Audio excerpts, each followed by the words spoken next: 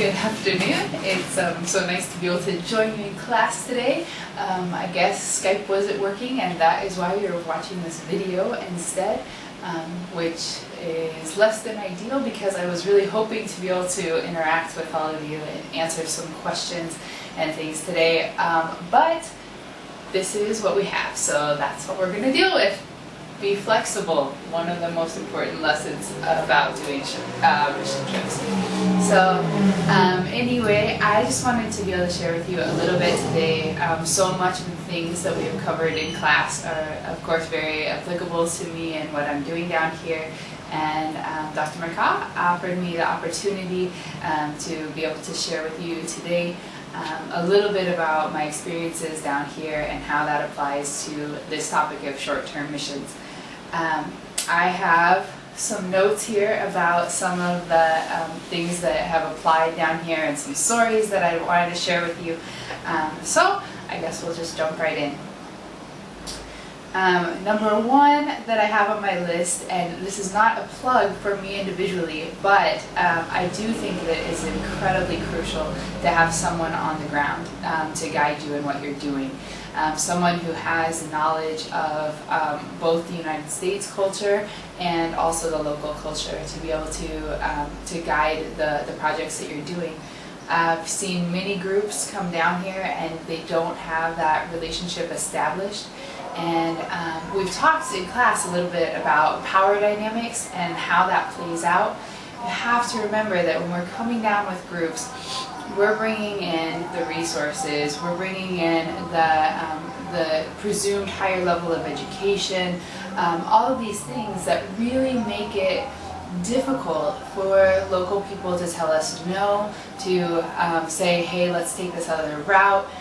Because we are coming in with all the power, they don't want to tell you no because they're worried that you'll take your resources somewhere else.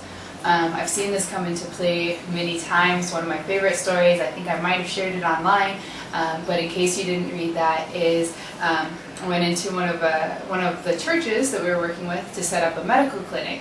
And this nice little church structure, and they had up front these glass window panes in the form of a cross.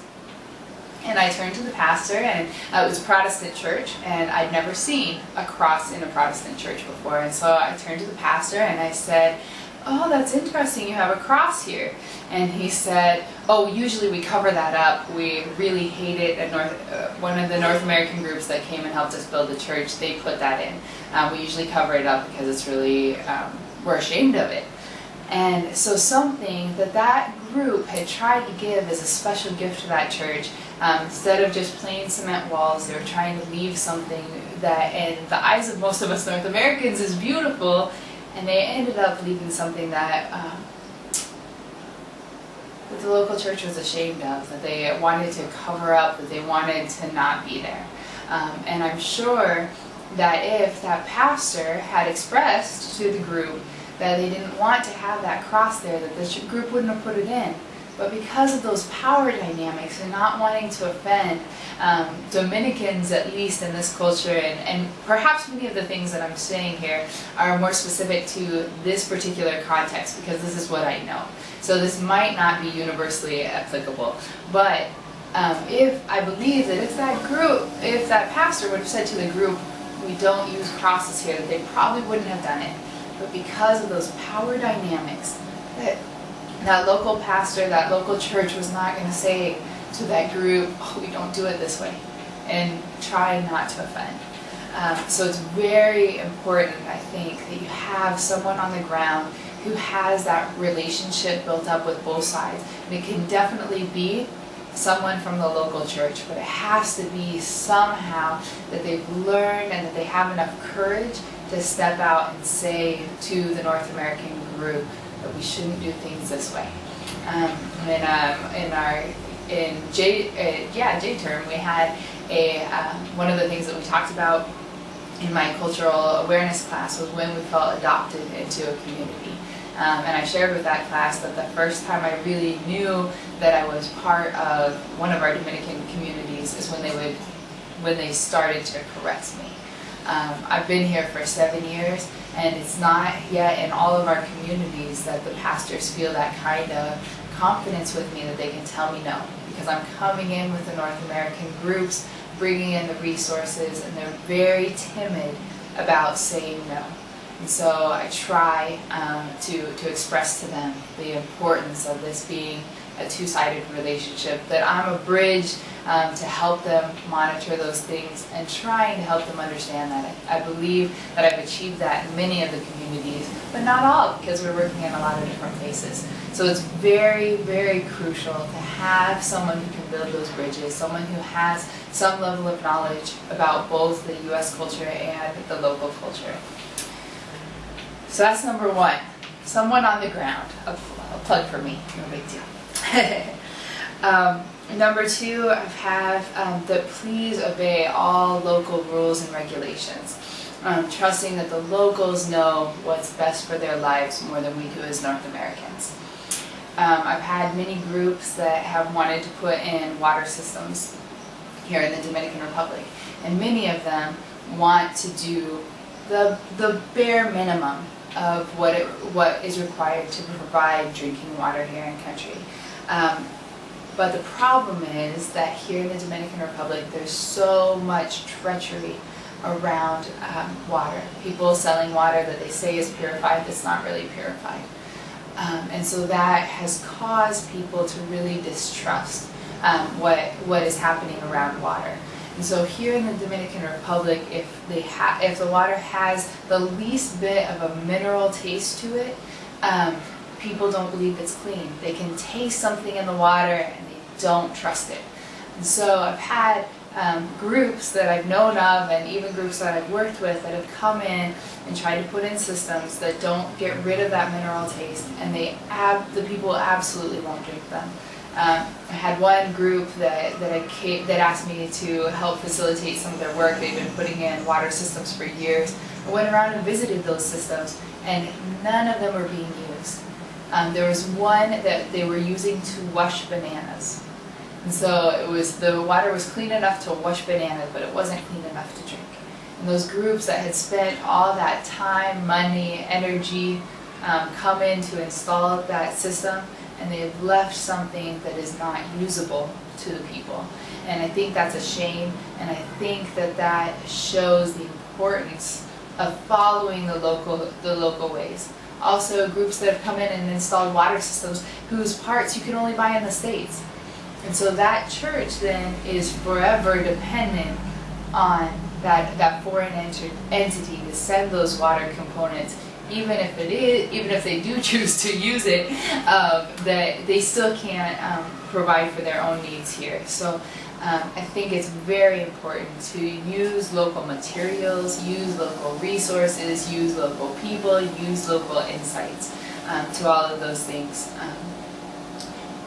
Plus, you don't want the government coming in and closing down whatever you've done. So please, please, please, follow local rules, follow local regulations. If the cost isn't effective enough for you to do that, then find something else to do.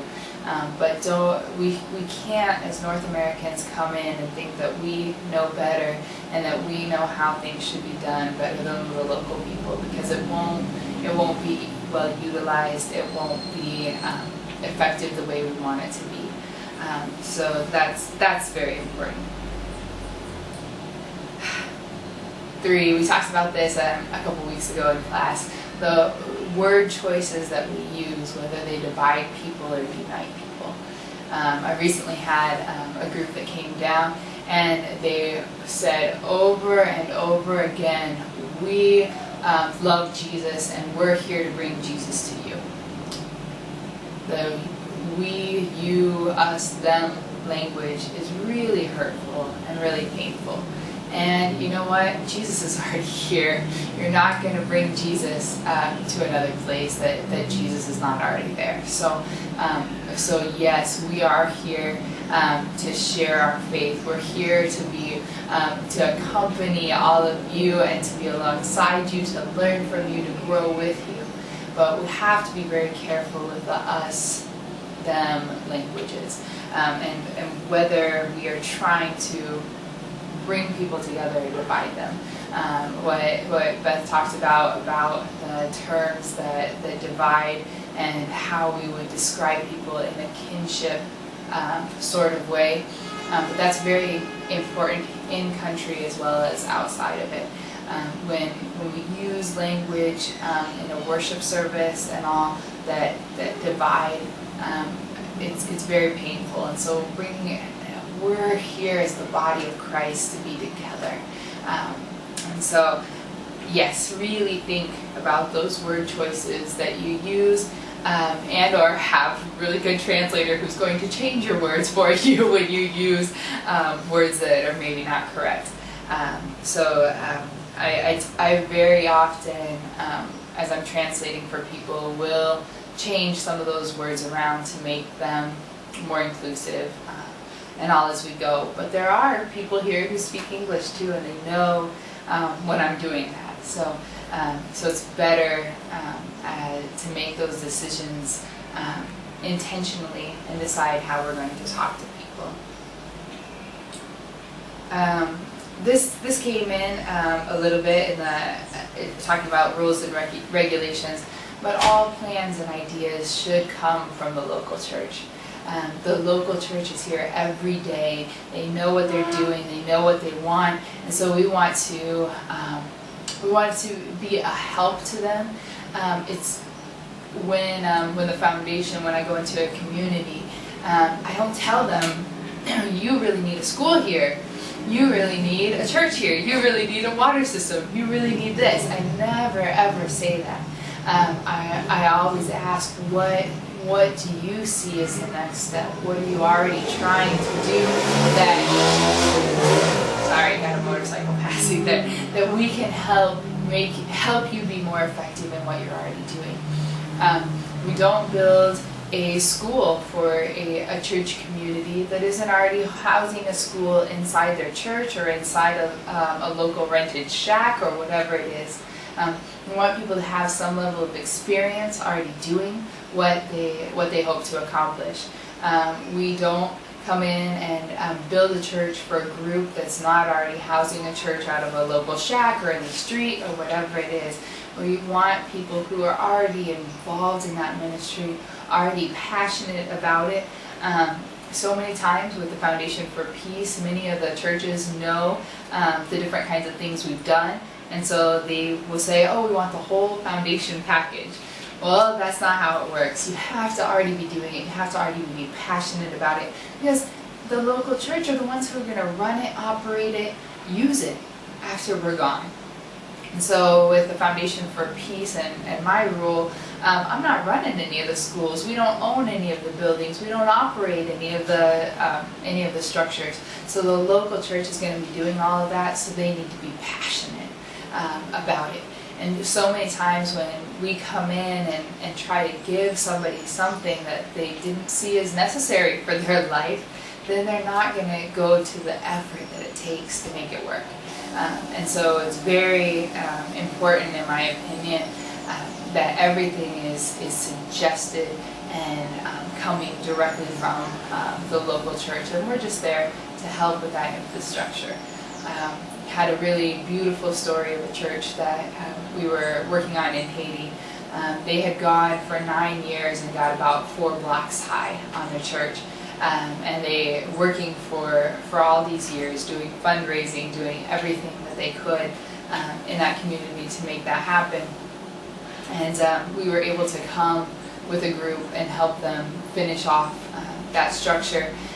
We had just put on windows and doors and the finishing work when a big storm came through, and we lost communication. There was no communication from 3 hours west of the capital. They're 7 hours west on, and so we had no communication. Had no idea what was going on out there. The storm was still too bad that even rescue helicopters. The president of the country was supposed to make a trip out there to see what the damage was like out that way, and he couldn't get there because of the storm. All the power lines were knocked out, all the phone lines. And so finally, after several days, our Haitian pastor called us, and his first words to me were, "Kristin, we're all okay. We're all in the church." So that whole community had taken refuge in that church building. And so when people have that ownership of, we're doing this, we started it, it's ours, it becomes a beautiful thing. That same church was housing a school right outside, along the right beside the property. We've been able to build a school for them, but they had that experience of teaching out in the hot sun, and it was something that they wanted to do, something that they felt passionately about, and so that school has grown and multiplied into a really beautiful thing. All right, distribution of donations. So many times we all have such love, right, for the people that we get to know during a short-term experience like this. So many times we have people who want to leave donations, whether it's their clothes, shoes, bringing down shoes to distribute on a larger scale, that kind of thing. We have so many times where people bring down gifts that they want to be able to distribute while they're there. I try to help my groups understand that we, as short-term people who are in the community for a limited period of time, there's no way that we can know where the greatest needs are. And it's very easy for those who have the courage and the strength to come up and ask us for things. They may or may not be those in the community who truly need those resources.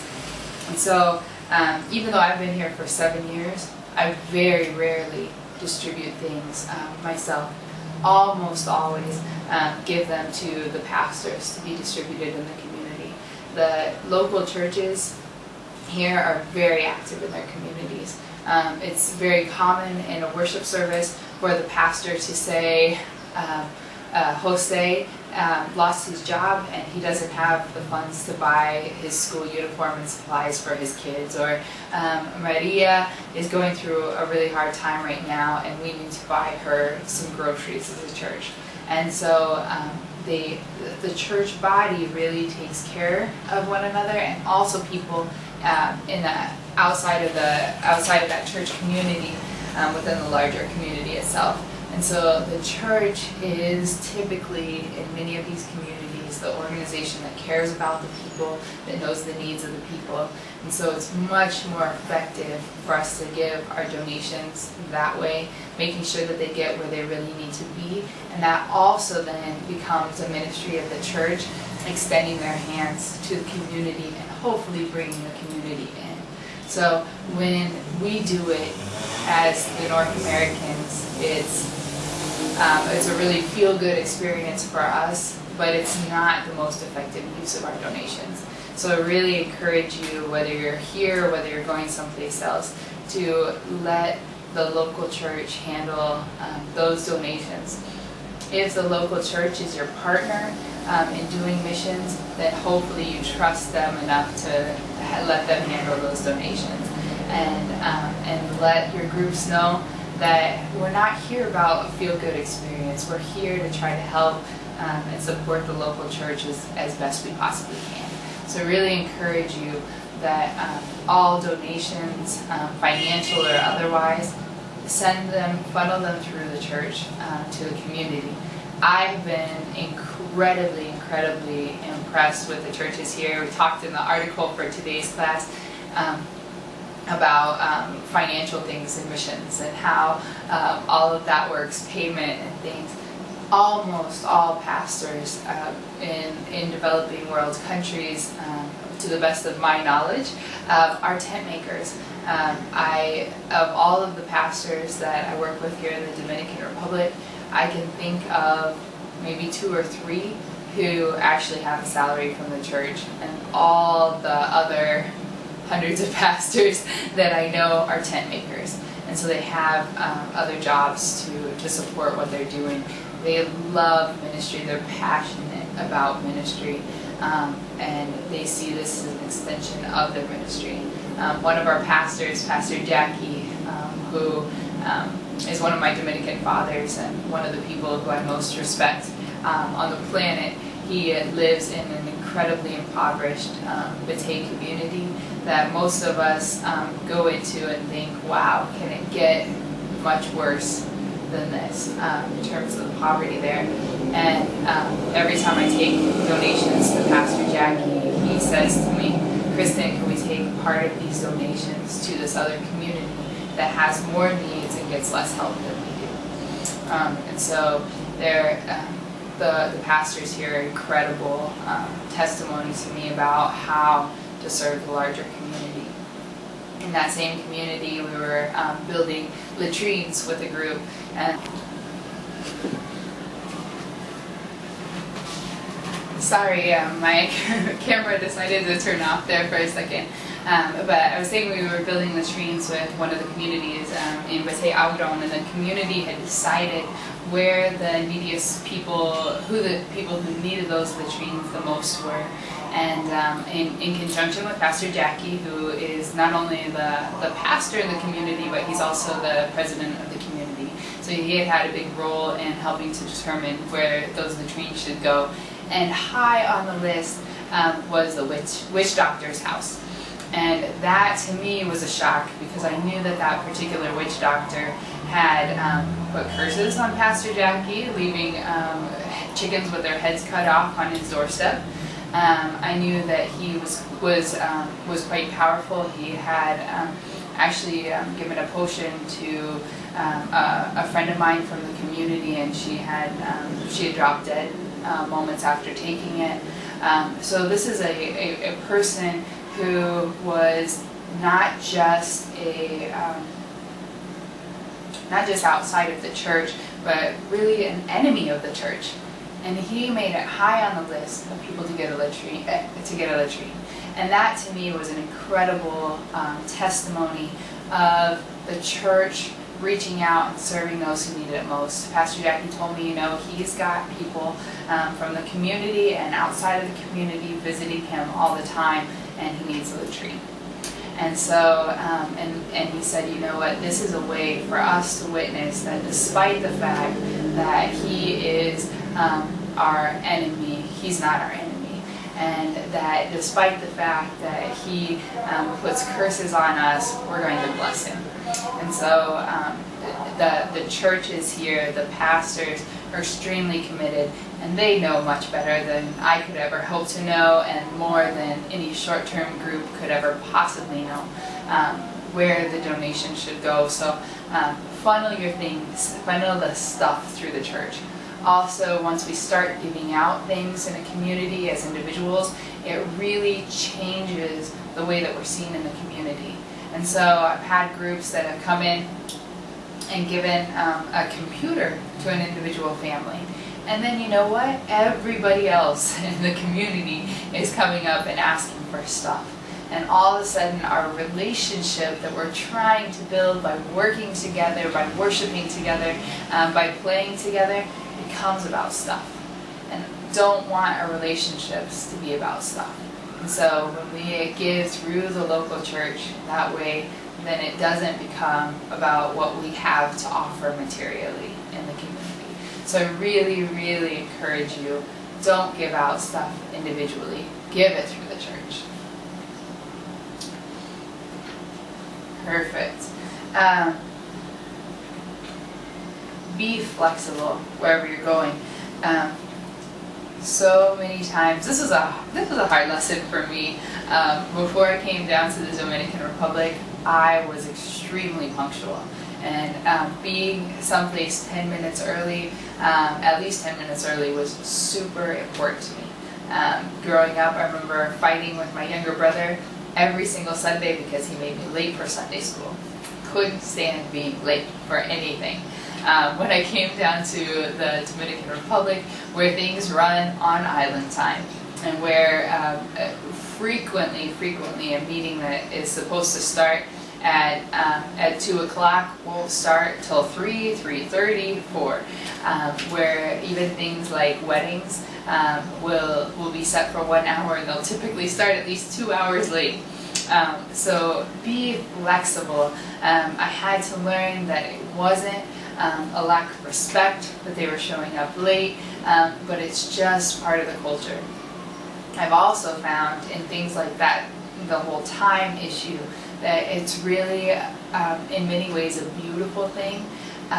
If I'm sitting here having a great conversation with you, that I don't have to say, oh, hold that thought, because I need to go to this meeting. But no, I'm going to give priority to you as the person who is in front of me, and I'm going to talk with you, and I'm going to be where I'm at, and I'm going to know that when I finish with you, that it's going to be okay with that other person that I'm late for meeting with. There is something beautiful in focusing on relationships, focusing on this person who's in front of you at this particular moment, and not being ruled by the watch. And so I do encourage you to be flexible, and to truly be present where you're at. And that might look like something that was planned changes at the last minute because this is more important than that. And so try to, yes, we come down and we have our detailed plans and expectations. One of my groups that's coming down this summer just sent me this very detailed, color-coded, beautiful schedule that has every half hour of the day very well planned out and thought out, plus these mini pages of details of all of that have been sent. And yes, that's beautiful. Having plans is a beautiful thing. It gives us some structure, but I'm guessing that most of those things on that list we'll be able to do, but they might not be in that 15-minute period, time period that they were planned to be in, and they might happen in much different ways than those detailed plans that I've been given. But hopefully we'll be able to find the beauty in that. We'll be able to work together in that, and focus on relationship rather than a time schedule. So please, when you're here, be flexible. Also encourage you to, again, be where you are. Leave the electronics, leave the Game Boy, I don't even know all the technology stuff right now, but leave the electronics and stuff behind. And break out the domino board here if you're in the Dominican Republic. Bring playing cards. Be with the people who you're with.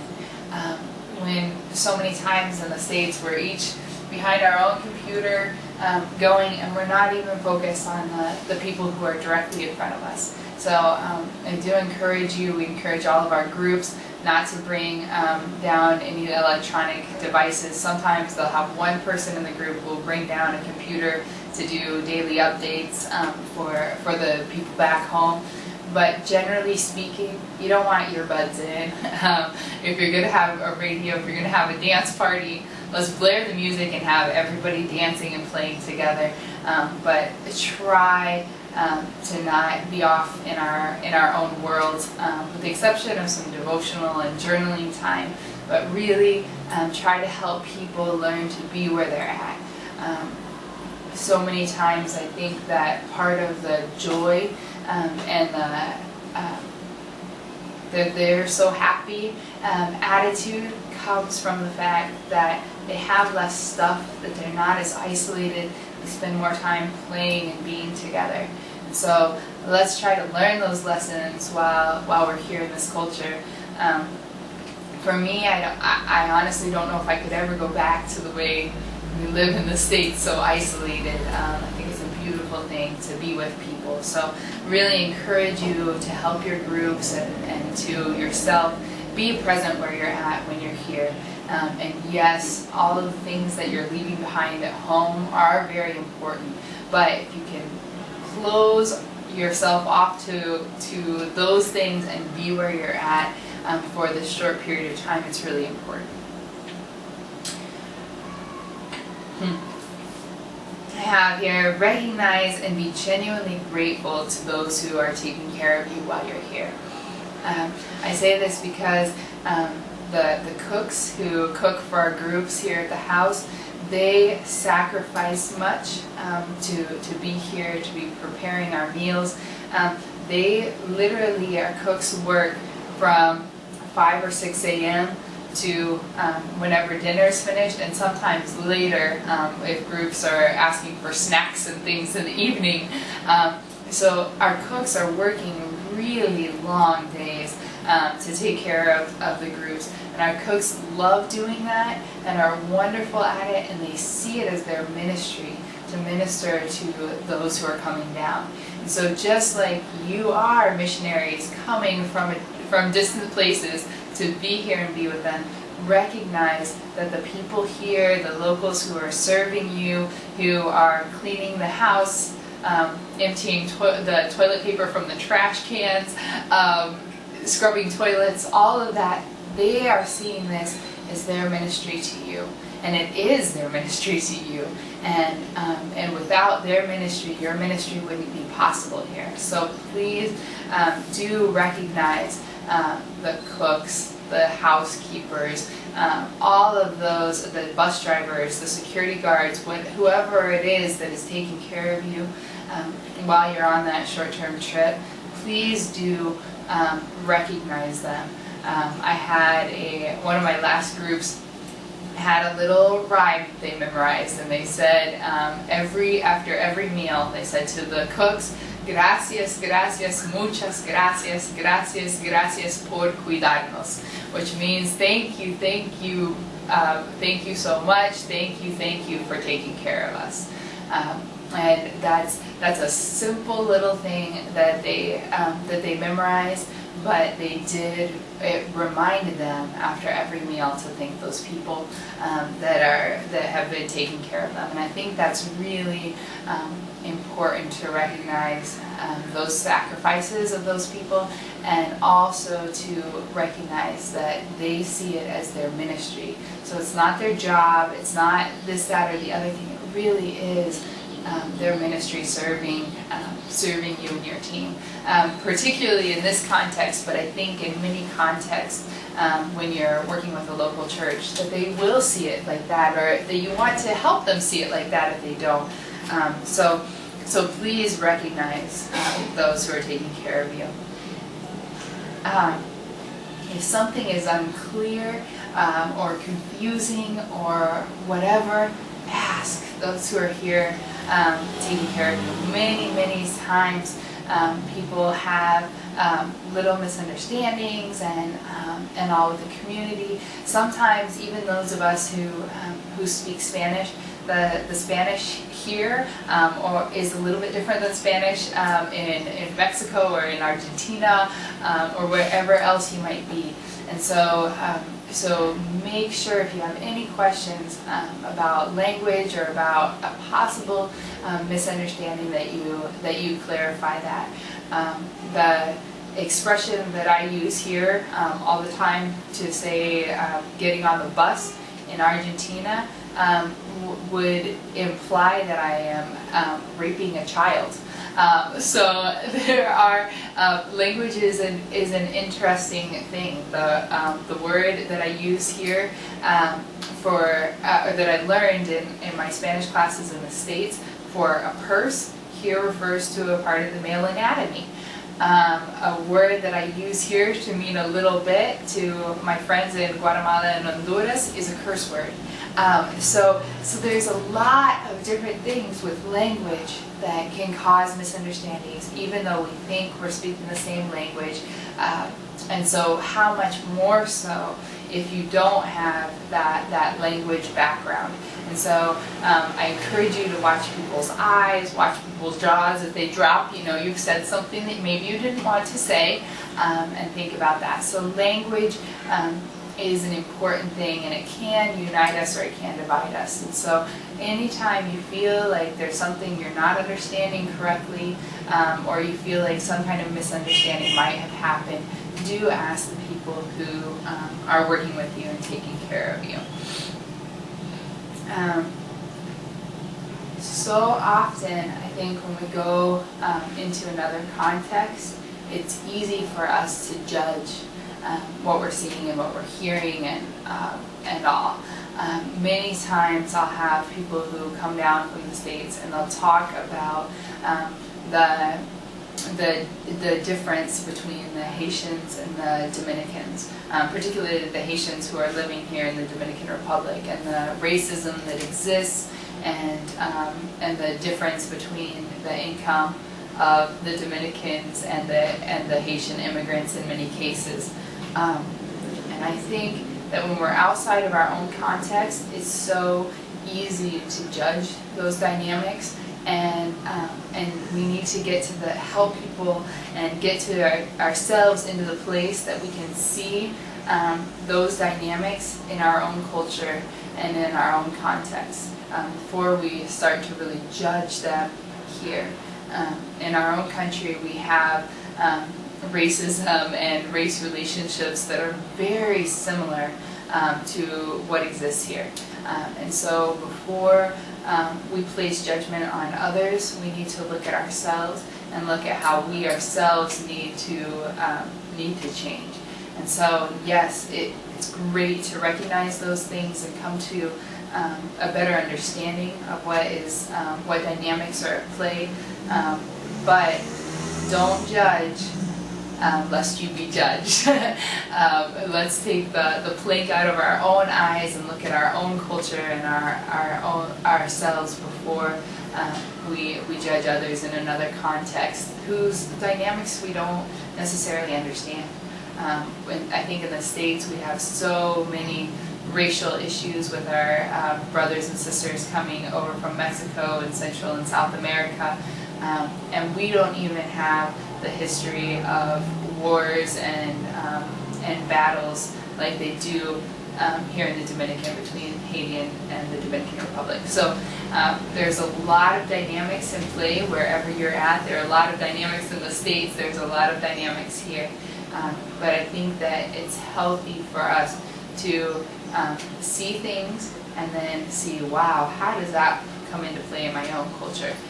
Many times people are very aware here of the disparity between the wealthy and the poor, and the fact that there is virtually no middle class here in the Dominican Republic. And I think it's very easy for us in the States, when we are in the middle or upper class, to close our eyes off to the needs of the poor.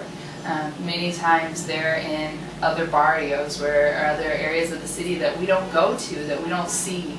And so when we're coming into the majority world, the developing world, the third world, whatever term you choose to use, we're working with that population, and so we see it here, but we close ourselves off to it in the States so many times. And so when you see dynamics coming into play here, I really do encourage you to see how those dynamics come into play in our own lives and in our own cultures before we pass judgment on them here. I also have here on my list that if you see something that needs to be done, go ahead and do it. So many times there's little things that come into play, and people will ask the local host to do it when it would be so easy for us to do it ourselves. One of my Alright, sorry about that. My memory card got filled, so I had to take care of that. But I was just talking about the fact that when there's something that you know needs to be done and that you're capable of doing, it's great to just jump in there and do it. I have one funny little story to share with you just in the way of highlighting this point. I was working with a group, and one of the leaders of the group who came up to me while I was playing catchphrase and all with a group of kids, and he said, "Kristin, Kristin, Kristin, come here, Kristin, Kristin," and acted like there was a huge emergency, so I jumped up and ran over, and he said, "I think it's better if I just show you." Took me into the bathroom and said to me, "I was using the bathroom and I forgot and I threw my toilet paper in the toilet bowl. What do I do?" And I said, "Well, you need to go get a stick and fish it out." And he said to me, "I know, but I was thinking that since you've been here longer than I have, that it would be less gross for you than it is for me." Well, let me tell you folks, it is not less gross for me to fish out your nasty toilet paper out of the toilet bowl than it is for you to do it yourself. Yes, it's not fun. Yes, it is a little bit gross and nasty, but doing it yourself will keep it really fresh in your brain that you should not throw it in there again, because you'll remember that experience for a while. But please, if there are things like that you can do yourself rather than having to have your hosts take care of that, it really is a good thing to do. And it's good for us as North Americans to humble ourselves a little bit and to have to do some of those types of jobs. Clear your own table after meals if your host will allow you to do that. Always, I think it's a good thing to ask that local host person that you have, whether that be a missionary like myself or the local community that's serving you. It's always good to ask them what kinds of things that you can help with that will help take some of the burden of hosting a group off of their shoulders. And so, yes, please do talk to them, and if you see something that you know needs to be done, just go ahead and do it, or ask about doing it if you're not sure if you might offend somebody in doing it. But absolutely, positively, I will not be offended if you decide to fish your own toilet paper out of the toilet bowl. And that brings up another important point. Please do ask about some of those rules and things. I have heard of groups that have done permanent damage to the plumbing in the homes and the places where they've stayed, simply because they didn't know that in this particular cultural context that the sewage system can't handle the toilet paper. And so it is good, and that's another key function of that person who knows both cultures, whether that be the missionary or the local person, but to know both of those cultures and to be able to say, hey, this is the way that things should be done here. So I'm starting and finishing with the importance of having that local person that can help facilitate interactions. It's also a great privilege for me to be able to do that. I love my job because one week I'm working with a nursing group, and so I'm helping provide medical care. One week I'm working with audiologists and we're fitting kids with hearing aids. One week I'm working with a construction team. One week I'm installing a water system. I get to be a part of so many amazing blessings and things that are happening in the country, things that I could never do on my own, but I get to serve the purpose of being a bridge between the needs that a community has and the blessings that are coming over and helping those two bond and fit together. So for me and for others who are receiving groups like this, it's really a privilege and a joy to be able to help be that bridge and making those relationships successful. So it is important, recommend that you have someone on the ground. So happy to have been able to share with you today in class, and I hope that some of this was helpful. If you have questions or comments or whatever, please feel free to email me or to contact me via the Moodle site or when we're on campus together at some point. Really is a privilege for me to get to know you. Beth encouraged you to put me in your resource manual as a contact in mission, and I do encourage you to do that. My email address is Kristin, T-I-N, at foundationforpeace.org. Our website for the Foundation for Peace is www.foundationforpeace.org.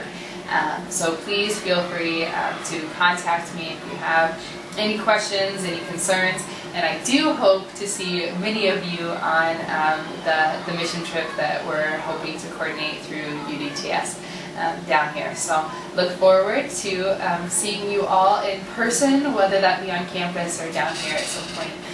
Blessings to you all, and thanks for this time.